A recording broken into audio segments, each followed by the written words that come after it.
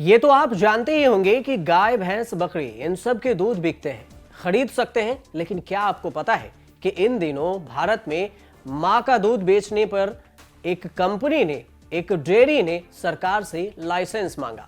लेकिन इस मामले पर सरकार ने कड़ा रुख अपनाया और सीधे तौर पर कहा कि अगर भारत में किसी कंपनी ने मां का दूध बेचा तो उसकी खैर नहीं। ये कहते हुए सरकार ने सीधे तौर पर कंपनी को बैन लगा दिया और लाइसेंस भी रद्द कर दिया। सरकार ने बैन करने और मां का दूध नहीं बेचने को लेकर तो आदेश दे दिया, कानूनी कार्रवाई की भी बात की गई। लेकिन सवाल अब ये कि क्या भारत में मां का दूध नहीं बिकता है क्या?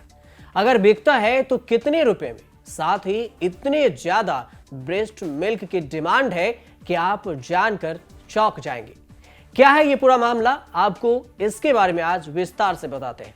डेयरी के नाम पर, दूध से बने उत्पादों के नाम पर इस तरह की किसी भी प्रोडक्ट की बिक्री करने वाली कंपनी का लाइसेंस रद्द करने के साथ ही जरूरी पड़ने पर कानूनी कार्रवाई करने के भी आदेश सरकार ने दे दिए हैं।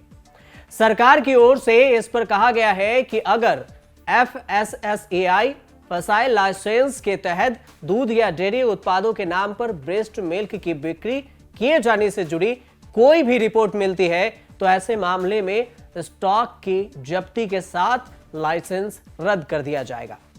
साथ ही सख्त कार्रवाई भी की जाएगी।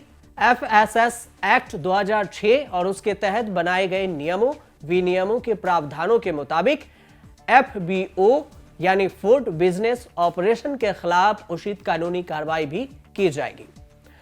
इसी साल जुलाई में भारतीय खाद्य संरक्षा और मानक प्राधिकरण ने ऐसी ही एक कंपनी पर कार्रवाई करते हुए उसका लाइसेंस रद्द कर दिया था। नियोलेक्टा लाइफ लाइसेंस प्राइवेट लिमिटेड यानी NLPL नाम की कंपनी भारत में ब्रेस्ट मिल्क बेचने का काम कर रही थी। कुछ एक्टिविस्टों ने, समाज सेविकाओं ने बेंगलुरु की इस कंपनी पर आपत्ति जताई थी, जिसके बाद फसाई ने कार्रवाई करते हुए उसका लाइसेंस रद्द कर दिया।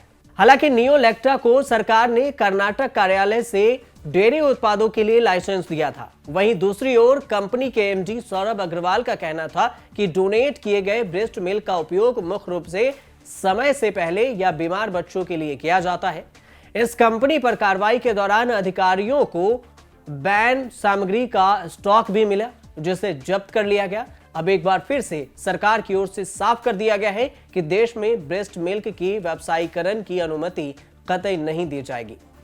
लेकिन अब सवाल है कि क्या भारत में मां का दूध नहीं बिकता?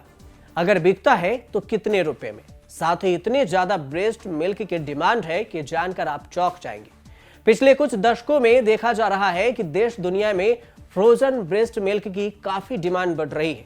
भारत में जिस Neolacta life sciences private limited NLPL नाम की कंपनी को बैन किया गया है, यह कंपनी 300 मिली फ्रोजन दूध को 4500 रुपए में बेच रही थी।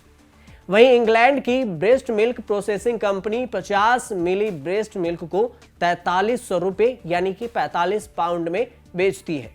भारत, कंबोडिया, अमेरिका और इंग्लैंड सहित दुनिया भर में ब्रेस्ट मिल्क की काफी खपत हो रही है। इसके अलावा फ्रोजन मिल्क प्रोडक्ट भी मार्केट में उपलब्ध हैं। इन प्रोडक्ट को न्यूट्रिशन नष्ट किए बिना बनाया जाता है और उन्हें अधिक न्यूट्रिएंट से भरपूर बनाने के लिए उनमें अन्य चीजें भी मिलाई जाती है। बताया जा रहा है कि बीमार लोग, बॉडी बिल्डर और हेल्दी डाइट लेने वाले लोग भी ब्रेस्ट मिल्क का सेवन करते हैं।